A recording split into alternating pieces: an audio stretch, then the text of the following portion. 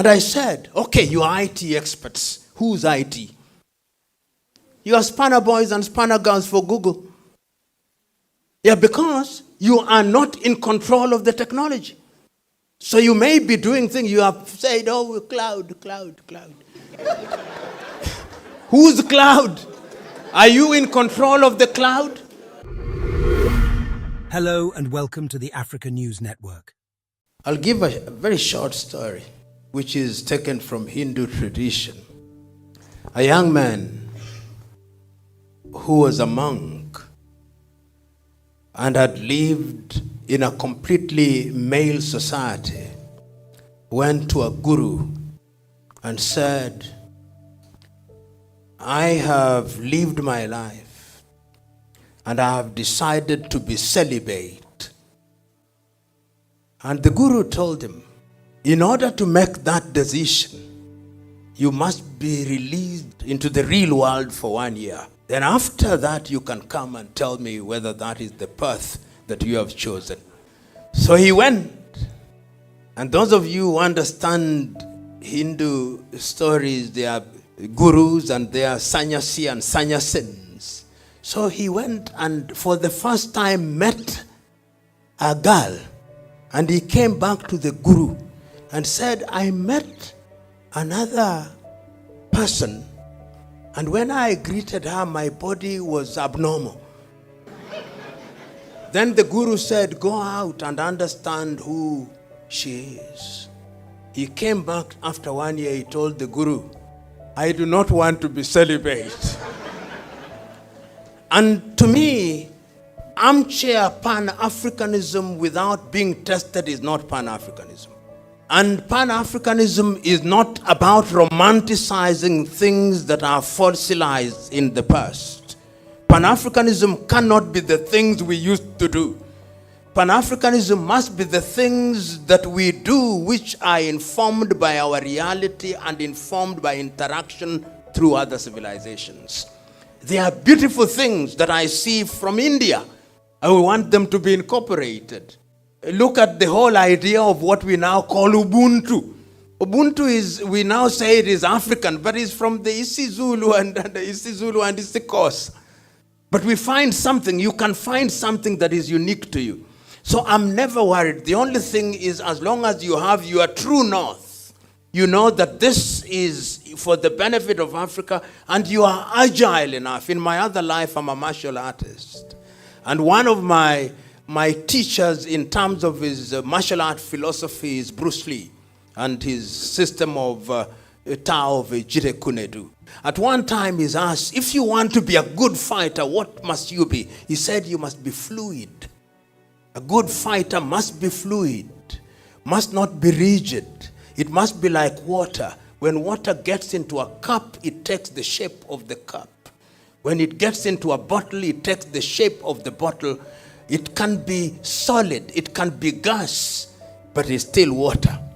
And to me, that is what Pan-Africanism is all about. So what we must tell our young men and women is that wherever they are, they must try to live to certain ideals. And I think in many ways, when you carry yourself with dignity and humility, then your Pan-Africanism is like the piano, the black and the white creates a symphony.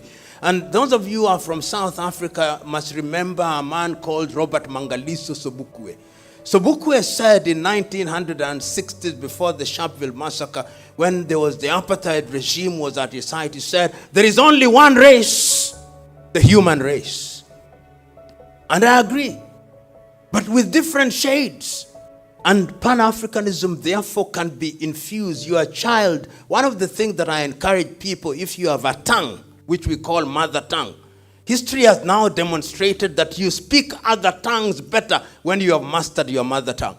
There was a situation in Africa, particularly amongst the middle class, when it was a status symbol.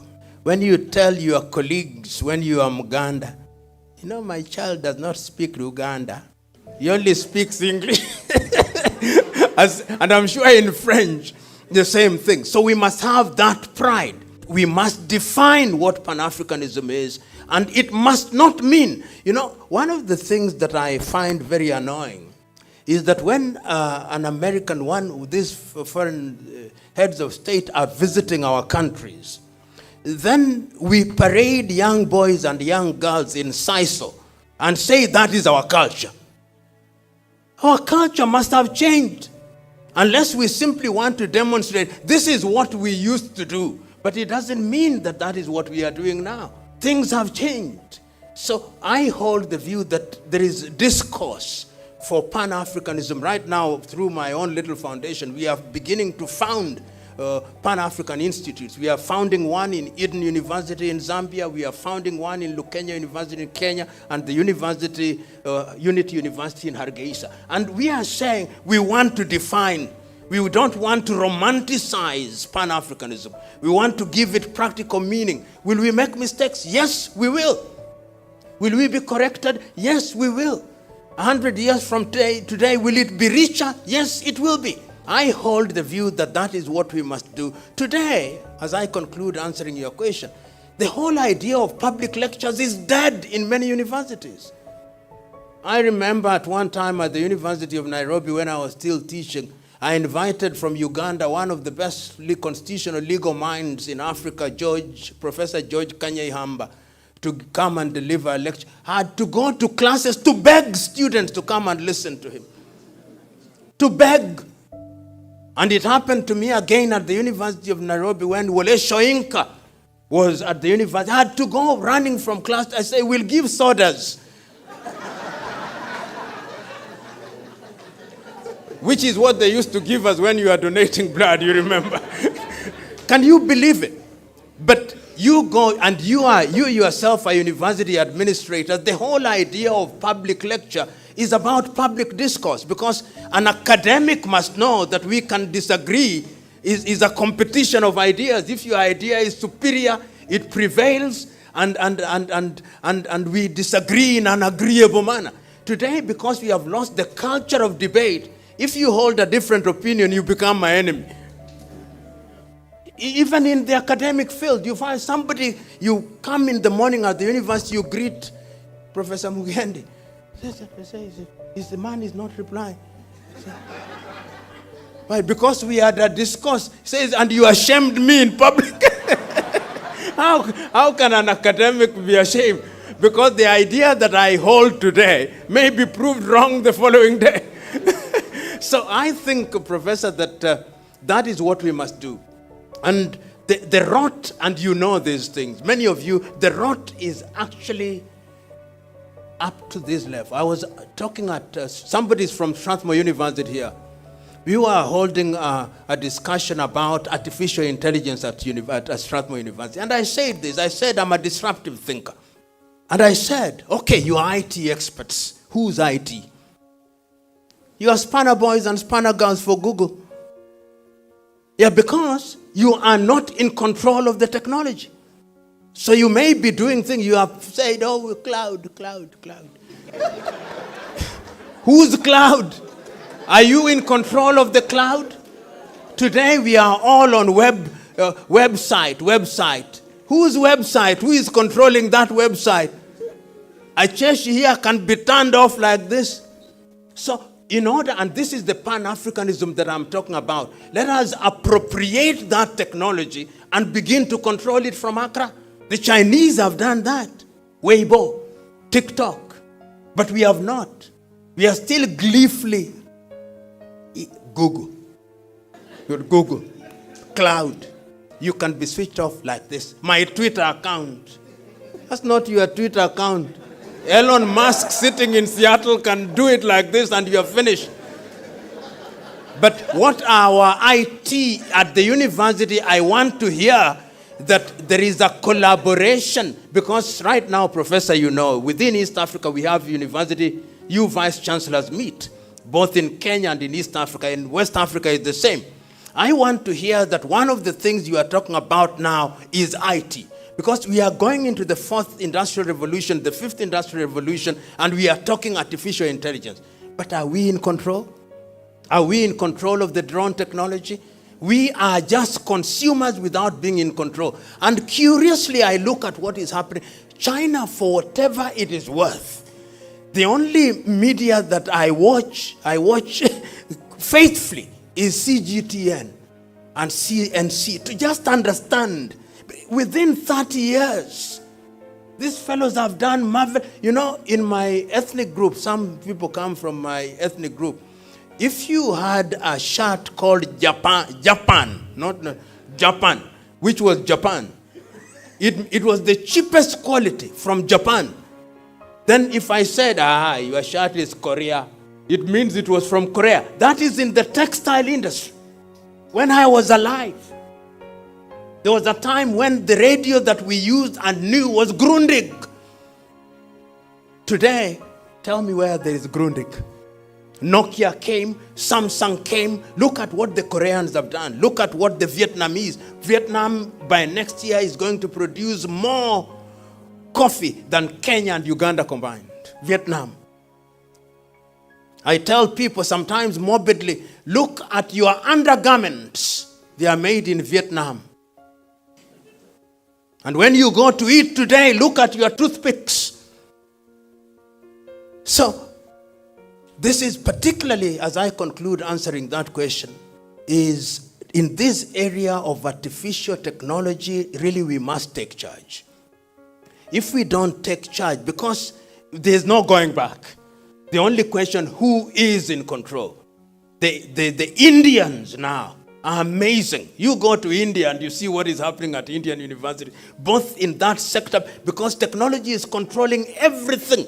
It is medical sector, is agriculture. Look at the patents that are being issued in Israel. Little Israel. Israel registers more patents than all African countries combined. Little Israel. Israel is smaller than Greater Accra. The problem we have in Africa is the disconnect between the professional and the policymaker and the quality of politics on critical things. And I think my own view is that we must keep on trying. Sometimes we judge ourselves too quickly and too harshly. Because if you look at the history of many African countries, some are very young in terms of trying to domesticate, if you may. And I'm using the word domesticate very guardedly, because there is a sense in which certain areas and certain knowledge is universal. The laws of physics don't change because you are in Africa. But there is a sense in which when you implement physics, they can be applied to address specific issues. So when we are talking about decolonization, we are talking about the sensitivity of curricular articulation and implementation to the realities on the ground. Take, for example, agriculture. We now know that Africa is losing her seeds. In the area of agriculture, we don't control what we eat. And we know that there is a conspiracy through monopolies such as Syngenta and Monsanto. And they are present in Africa. You have the 1 acre fund. They are everywhere. They are to be found everywhere. Can't we, when we are crediting our faculties of agriculture, make demands of them? That one of the things that we are not going to do is to allow genetic manipulation in a particular direction. The Russians are doing it. The Chinese are doing it to a certain extent. The Vietnamese are doing it. So that if you go to a faculty of agriculture and our research institutes, they are also informed by that reality. Right now, you know, for example, in agriculture, Norway has the largest storage or concentration of seeds in the world. As I speak now, in the next 2 years, China is going to overtake Ghana, Togo, and La Côte d'Ivoire in coffee production. Fact. I think Malaysia has already overtaken Nigeria. So I'm saying that in those specific areas, it is you, the academics. You are vice chancellors. Why do you sometimes sell yourselves short?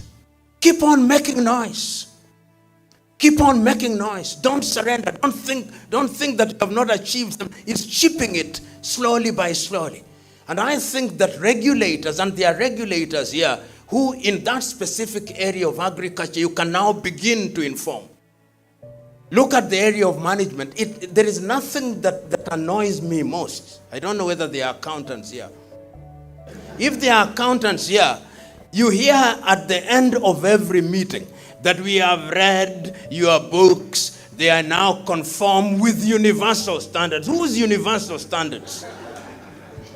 Why can't we have, when we are looking at specifics, that they are African standards with certain standards which are peculiar to Ghana, even when we talk about universality, because business is different.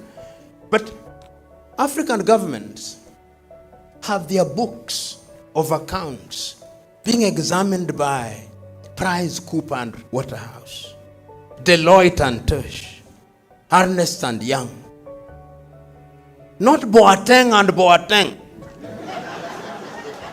If Boateng and Boateng formed an accountancy firm, they will get no work. Immediately they go to Ernst and Young, they get work. Low self-esteem. So in a nutshell, Professor, what I'm saying is that this is work in progress. And I think that something is beginning to happen even in East Africa, and can now see people are coming together through research institutions. And what we must do is to finance this thing. Part of our problem is financing. You remember, for example, in the health sector, in 2001 in Abuja, African countries say we are going to spend at least 5% of our budgets, not GDP, budget, in financing health. Which countries ever did it? Rwanda and Mauritius and Botswana at 3%. The rest, they don't even pay. So how are academics going to engage in research? In many of your universities now, I was talking to a Nigerian professor just after the ASUT strikes, for example. They lost 600 medical personnel. 600.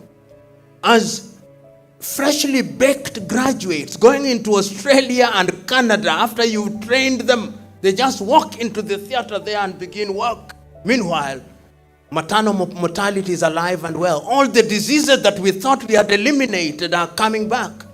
So, Professor, I think it's not going to be easy because, number one, because of the quality of politicians we elect.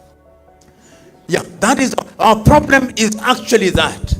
I was listening yesterday just this morning, to a Chinese official. And I know I said we can never catch up. The man is talking about the games, the Asian games that I think are commencing next week. There are 44 facilities, and they are thinking how those facilities are going to be utilized after the games are over. And they are thinking about linking them to institutions for sustainability. I want you for 2 seconds to think about your own African country, what we do with them, what we do with those facilities. Zero. Very few, except in South Africa. In certain areas, South Africa tries to do a good job. Mauritius tries to do a good job. A few African countries. Rwanda is doing a very good job with their basketball pitch, which they are now using. So there is a sense. So it is not all gloom and doom. You know, sometimes we don't give positive examples. Those of you who are from South Africa, for example, will remember that South African institutions are the ones that are doing better than everybody else because they had a firm foundation. And there is something I forgot to mention. I'm overextending my answer. But education is so important. How many of you remember, for example, the 1976 Soweto massacres? It was about education. How do you train people? In what language? The Cameroon massacres about the use of English and the use of French. So it can be done, Professor. And I now, as I grow older, in my younger days, I used to misguide myself that everything would happen in my lifetime. I now know better. I now know that mine is to play my part. And once you play your part, that is the best you can do. And the other thing we must do as Africans is to document. We don't document things. So that your good ideas, they just disappear. But these other civilizations, what they have done very well is documentation. The mortality rate of journals in African universities is without comparison. If a journal survives for 3 years, then you hold a party. Thank you very much.